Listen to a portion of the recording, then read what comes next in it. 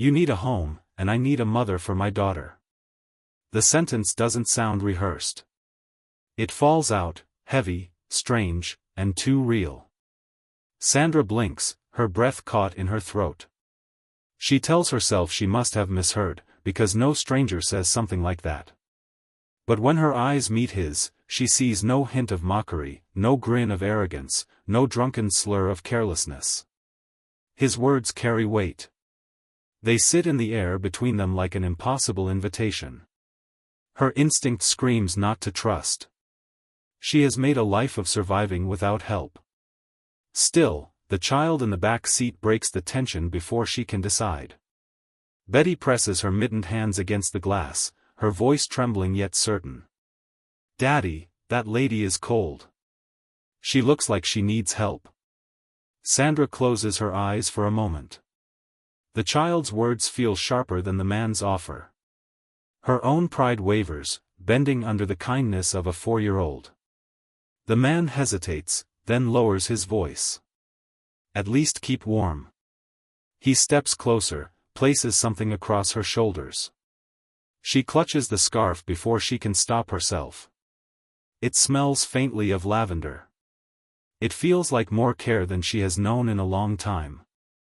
"Let me give you a ride," he says after a pause. "You can't sit out here all night." She wants to say no.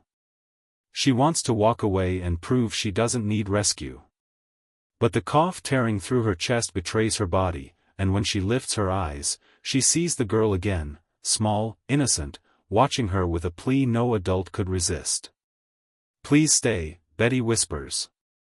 "Just for my bedtime story." Sandra swallows hard. Her voice cracks when it finally escapes. "Okay." She adds softly, almost ashamed, "just for tonight." The man nods once, as though the words had cost him something too. He doesn't press further. He doesn't need to. In the car, silence stretches, but it isn't empty. Betty fidgets with the scrunchie on her wrist, then offers it to Sandra without hesitation. Sandra ties the child's hair back gently, instinct guiding her hands. Nathaniel notices in the mirror. His daughter hasn't let anyone touch her hair since her mother died. The air inside shifts. For the first time in years, something unspoken feels possible. Nathaniel clears his throat. His voice is steady, but quieter than before. "You said you don't have a home." Sandra doesn't answer. He exhales, and the truth follows. "You need a home. And I need a mother for my daughter." This time Sandra hears every word. She doesn't laugh. She doesn't scoff. She doesn't move. She only stares at him, searching for the trick, for the pity, for the hidden cruelty. She finds none. She pulls the scarf closer around her neck. She doesn't accept the future he's offering. She only accepts the moment. And that small act, that fragile surrender, feels like the first step neither of them knew they were waiting for. Betty doesn't hesitate. Her small hand curls around Sandra's as though she has always known it. She tugs gently, leading her forward with a kind of trust that should take months to earn. Sandra allows herself to be led, the weight of the scarf heavy on her shoulders. Moments later, Sandra kneels beside Betty's bed. The girl clutches her stuffed bear, eyes wide, waiting.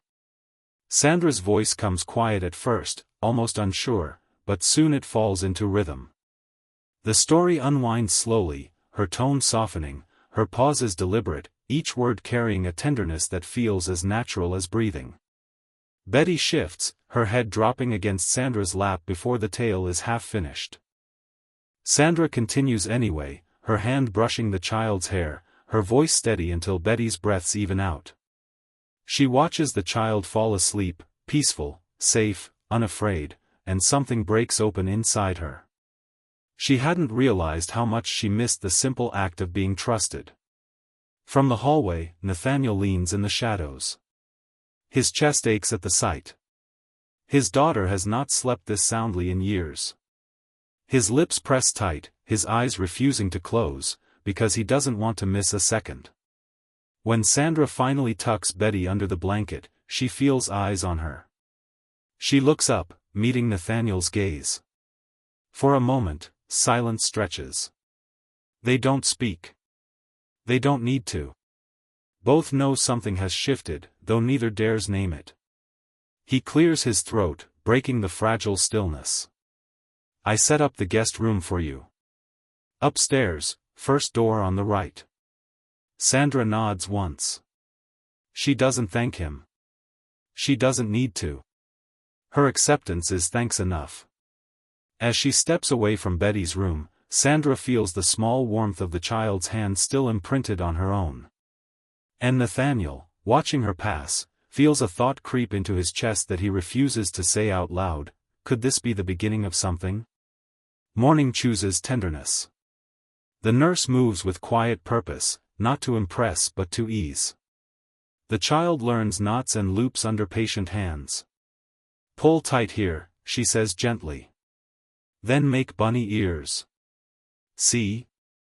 A mistake earns giggles, not scolding. Success earns pride that lingers all day.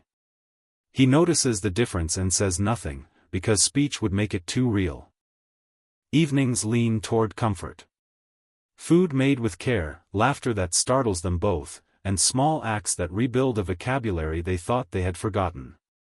He stands at the doorway again, a witness to a sound he's missed more than sleep, his daughter laughing for no reason except joy. When the nurse smooths the blanket and kisses the child's forehead, the words arrive like a benediction. Good night, sweet one. The reply floats up, hopeful and certain.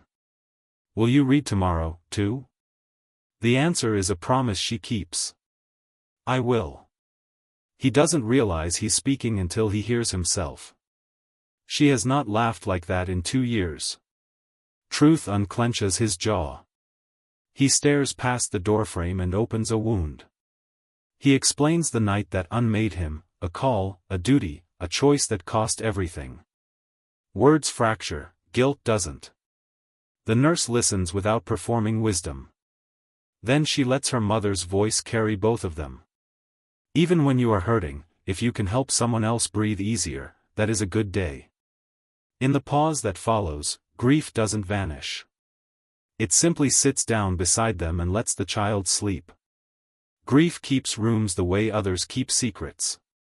He stands at the edge of memory and admits defeat. I haven't changed anything, he says, voice low. She was everything. The confession doesn't ask for sympathy, it asks for permission to still belong to what is gone. The nurse doesn't trespass. She chooses presence over advice. He tries humor to cover the fracture. She was brilliant and kind and stubborn as hell. The smile that follows isn't light, it's loyalty. He names the habits that built their life, the ones he cannot bring himself to touch. He's afraid moving forward means deleting what he owes to love. The nurse refuses that bargain. You do not have to, she says. But Betty, she still needs someone now. So do you. It is not an ultimatum. It is a mirror. He answers the only way that still feels honest. I am scared. She gives him a truth that meets his without drowning it. Me, too. When she steps away, she does not shut the door on his past. She leaves it open, not as permission to live in it, but as proof that memory can breathe beside the living. Fear doesn't vanish. It agrees to go second. Joy leaks into the day, and someone turns it into spectacle. A candid moment becomes accusation dressed as entertainment. Headlines declare a story they haven't lived, savior or schemer, devotion or leverage. He keeps his counsel, she carries the consequence.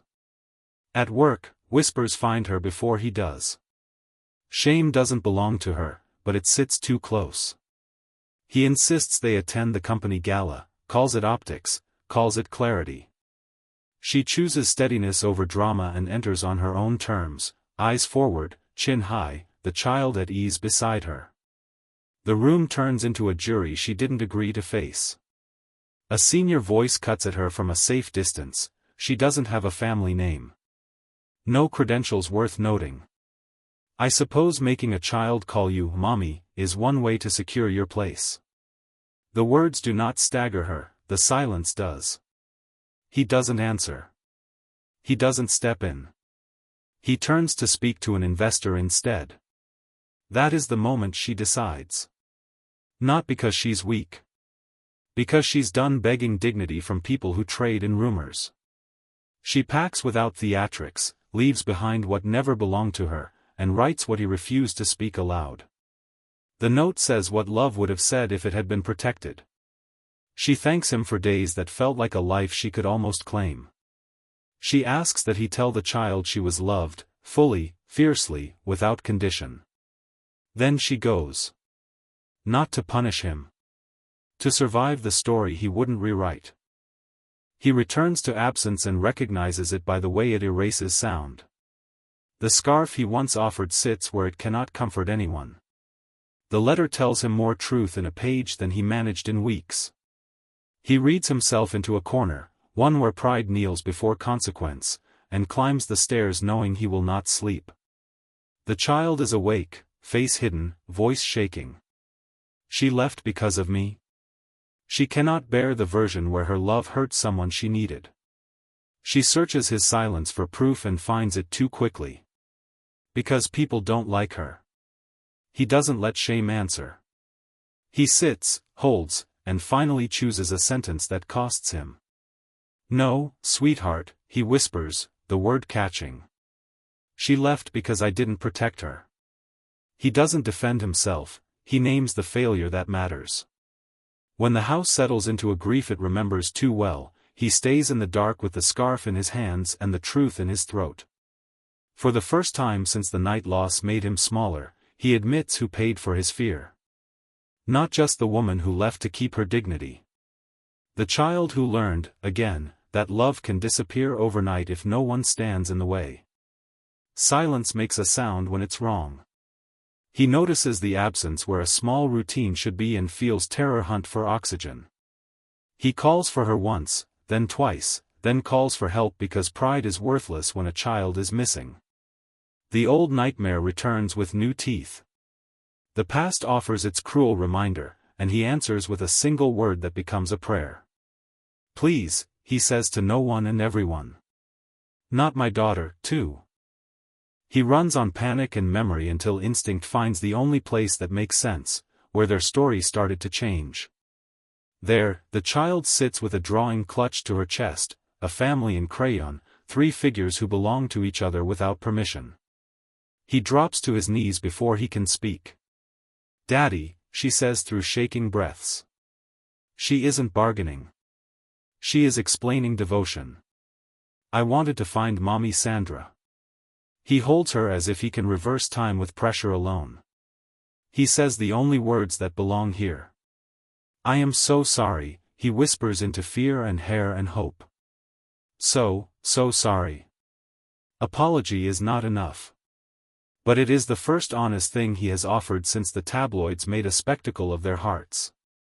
He gathers the child, the drawing, and the courage to face the one person who has already earned both of them. The nurse sees the child first, and everything in her moves toward her without calculation. The embrace is immediate, instinctive, absolute. Safety returns in arms, not speeches. The child's sobs loosen, the woman's breath steadies, the world narrows to what must be held and never again left undefended. He arrives with what pride tried to protect and what love now requires, humility. He doesn't ask for patience. He doesn't barter. He kneels where his fear put him, voice raw with what he should have said in front of the world. I was wrong, he says, no performance, no deflection. I let fear speak for me. He meets the nurse's eyes and continues before doubt can interrupt. I do not need a temporary guest or a replacement for the past. I need you. He reaches for the small box not as proof, but as promise. Inside, the engraving makes a vow that belongs to all 3 of them, second chances begin here. He speaks the future without ornament. Not just for Betty, for me, for us. Stay. Not just tonight. Stay for everything.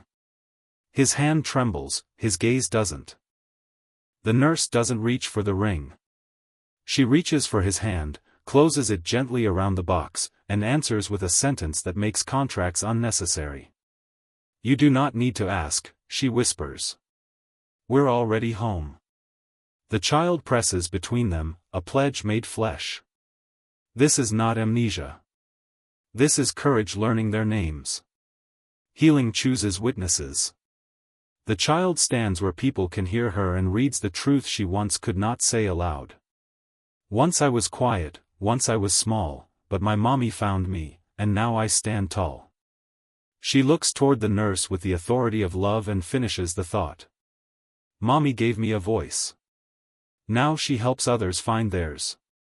Applause cannot measure what that costs or what it gives back, it doesn't have to. They return to the life they built out of apologies kept and promises honored. Names have been changed, not identities. The woman carries her new title the way she carries everything, firmly, without performance. The man stays close with the steadiness that was missing when it mattered most. The child finds them both without hesitation and fits herself into the space their courage made. There is a quiet, and then a question only a child can ask without fear of the answer. "We have everything now, right?" The nurse kisses her hair and chooses certainty. "Yes, baby," she whispers. The father lifts his eyes and adds the line that rewrites what once was broken. "Home," he says, "is not a place. It is you." The promise holds. The past remains honored. The future begins in the center of three beating hearts, all saying the same thing without needing to speak: "We choose one another," again and again, especially when it's hard.